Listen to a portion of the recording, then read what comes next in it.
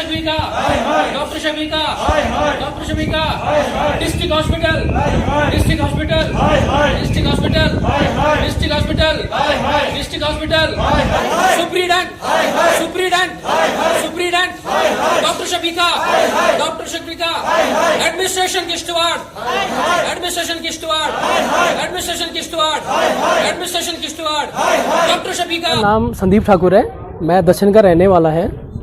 Actually मैं protest इसलिए कर रहा हूँ कि मेरा बेबी लॉस हुआ है, ठीक है। मेरा कंटिन्यूसली ट्रीटमेंट डॉक्टर शफीका के पास चल रहा था प्राइवेट क्लिनिक में, एंड उसके बाद 12 तारीख को उन्होंने refer to district hospital Kishtwar किया है मेरी वाइफ को। एंड उसके बाद जब जो ट्रीटमेंट देना था उनको, तो उस तरीके से उन्होंने ट्रीट तो नहीं किया। कुछ उनकी मिसकम्युनिकेशन थी, इंटरनल सिस्टम कुछ इतना उनको स्ट्रांग नहीं है, जो उन्होंने आपस का जो कम्युनिकेशन जो उनकी था एकदम ज़ीरो था। पहले तो उन्होंने नॉर्मली उसको एक ड्रिप वगैरह लगा के थोड़ा रिलैक्स होने के लिए दिया, इतनी पेन वगैरह भी नहीं थी। उसके बाद उन्होंने पेन के जो भी इंजेक्शन, पेन किलर्स दिए हैं, इंजेक्शंस दिए जो डिलीवर होने के लिए। फिर रात को 1 बजे अचानक से पेन स्टार्ट हो गया, तो उन्होंने लेबर रूम में मेरी वाइफ को शिफ्ट कर दिया और वहाँ उन्होंने अपना प्रोसीजर जो भी था अपना प्रोसीजर को, ये 12 तारीख नाइट सर, 12 तारीख नाइट को कंटिन्यूसली ये चल रहा था। उसके बाद क्या होता है, 1 बजे से लेकर 4:30 to 5 बजे, अब एग्जैक्ट टाइम तो मेरे पास नहीं है, बट 5 अराउंड, मतलब मेरे हिसाब से 5 तो बज ही रहे थे।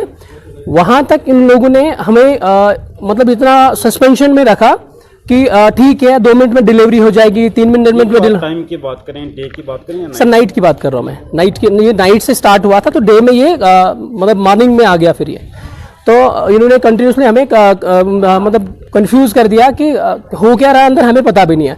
जितनी बार भी हमारे रिलेटिव्स वगैरह प्रेजेंट थे, उन्होंने फॉलोअप लिया कि भाई क्या है क्या है, वो दे सेड कि नहीं आप वेट करो वेट करो वेट करो, अभी हो रहा है 5 मिनट 10 मिनट 5 मिनट 5 बज गए।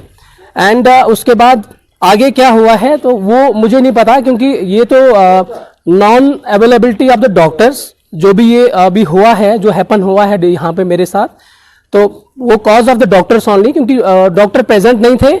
ओनली एक जो भी सिस्टर थी अंदर, कौन थी वो एक अवेलेबल थी उस टाइम पे, बाकी कोई भी डॉक्टर नहीं था।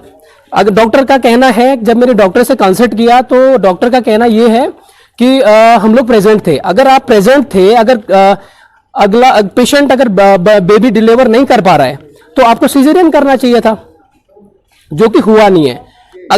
अगर डिस्ट्रिक्ट हॉस्पिटल है, यहाँ पे बहुत सारे लोग आते हैं। एक डॉक्टर को हम तो भगवान मानते हैं, सेकंड अपॉर्चुनिटी हमारा गॉड के बाद कौन होता है, डॉक्टर होता है, जो कि लाइफ डिसाइड भी करता है एंड बाकी चीजें भी डिसाइड करता है। तो अगर हम इतना ब्लाइंड ट्रस्ट करते हैं किसी डॉक्टर के पास, तो हमें वो रिस्पॉन्ड नहीं मिल रहा है। और यहाँ के डॉक्टर्स का एटीट्यूड, मतलब ऐसा लगता है कि जैसे हमने उनका कुछ घर से कुछ चोरी कर ली हो, लाइक दैट। क्योंकि जो यहाँ की जो नर्सेज है, सिस्टर्स है, उनका एटीट्यूड, बात करने का, पेशेंट से बात करने का। कल रात को कोई एक डॉक्टर थी, शी सेड में कि आप ना एक जाओ उधर लेबर रूम से मेरे लिए ग्लोव्स लेके आओ। मतलब I am not a worker, मैं क्यों ग्लोव्स लेके आऊं? उनका स्टाफ काम है तो उनकी प्रॉब्लम है। उनको अगर कोई चीज यहाँ पे दिक्कत है तो उनके पास बाकी सारी चीजें अवेलेबल होनी चाहिए। अगर नहीं है तो फिर सुपरिटेंडेंट ऑफ जो डिस्ट्रिक्ट हॉस्पिटल के, उनको देखना चाहिए ये चीजें, तो उनको देखना चाहिए ना कहाँ पे क्या दिक्कत हो रही है। हॉस्पिटल की हालत अगर आप देखना चाहोगे ना, ये तो मेरे हिसाब से ये हॉस्पिटल नहीं है। इसमें सुपरिटेंडेंट की भी लापरवाही है। एग्जैक्टली सर, क्योंकि अगर कोई रिस्पॉन्सिबल बंदा बैठा है ऊपर, तो उसको तो वेरीफाई चीजें करनी चाहिए, उसको तो अपनी कम्युनिकेशन को तो ठीक करना चाहिए। तो ये चीजें क्यों नहीं हो रही है? क्योंकि वो अपनी मस्ती में सारे रहते हैं, कोई सिस्टम को कोई देखना नहीं चाहता है, सिस्टम पे कोई ध्यान ही नहीं देता है, तो चीजें कहां से ठीक होंगे? आम लोग जो यहाँ पे, गरीब लोग इतने दूर दूर से आते हैं, वो सफर करते हैं। तो मैं तो यही बस एक्सपेक्ट करूंगा कि मेरे साथ जो हो गया वो वापस तो नहीं आएगा, लेकिन जो आम पब्लिक यहाँ की है, जो सफर कर रही है, तो आगे फर्दर ऐसी चीजें ना हो। और थोड़ा सा एडमिनिस्ट्रेटिव से भी रिक्वेस्ट करता हूं कि अपनी ये जो मिसकम्युनिकेशन और ये जो बाकी सारी चीजें हो रही है, इसको थोड़ा सा और इम्प्रूवमेंट करें। बस। मेरा नाम है राकेश ठाकुर, प्रोटेस्ट हमने इसलिए किया है कि ये जो डिस्ट्रिक्ट किश्तवाड़ में जो हॉस्पिटल हैं ये खाली दिखावे के लिए हैं, पर इसमें जो कामें होने चाहिए, जो सिस्टम होना चाहिए वो हो नहीं रहा है।